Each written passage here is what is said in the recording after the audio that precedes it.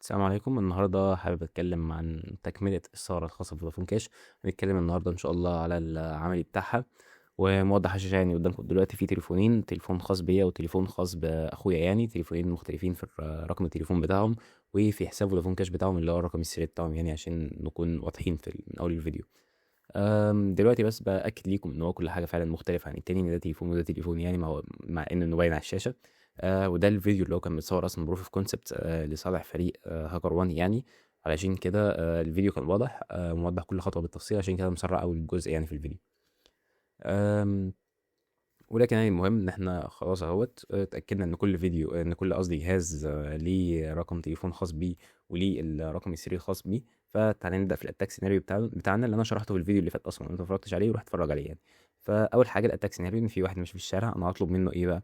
هطلب منه انه يفتح لي هوت سبوت عشان ابعت رساله لاي حد، اهلي، صاحبي، اي حاجه يعني.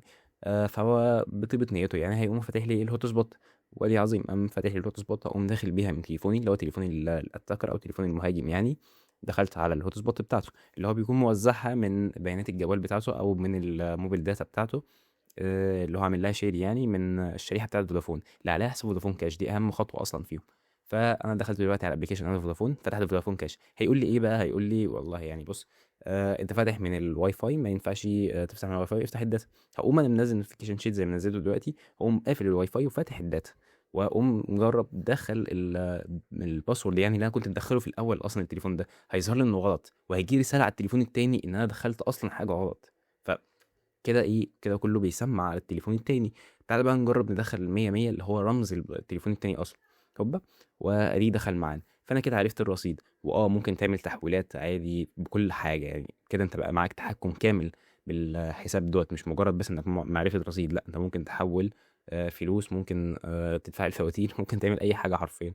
والميزه هنا بانك بتدخل الباسورد اللي الناس شايفاها ممكن تكون عيب بسيط يعني، ولكنه مش عيب. لان الفكره ذات نفسها بانك بتدخل الباسورد، فانت حرفيا انت دلوقتي اليوزر. فلما مثلا اليوزر يرفع عليك قضيه، او يعني الضحيه يرفع على المهاجم دوت، او يجي اصلا يروح يستفسر من فودافون، هيقولوا له لا بص والله انت اللي عامل التحويل ده، وده اللي هيبان في اللوجز بتاعتهم، ده اللي هيبان في البيانات بتاعت الشركه الرسميه. ومحدش هيقدر ينفي ده، لانه كل حاجه طالعه من السيشن بتاعت الضحية. مفيش أي حاجة حصلت خارجية غير الثغرة اللي في النص بس، إن هو حصل يعني نتورك كونفيوجن، وإن فودافون كاش ما بتعملش يعني ترمينيت كويس للسيشنز بتاعتها. فدي كانت الثغرة يعني للناس اللي كانت عايزة تشوفها. بس كده يعني. إنما بالنسبة للريبورت إن شاء الله هشرحه في فيديو تاني، ومش هنطول برضو في الفيديو اللي جاي إن شاء الله.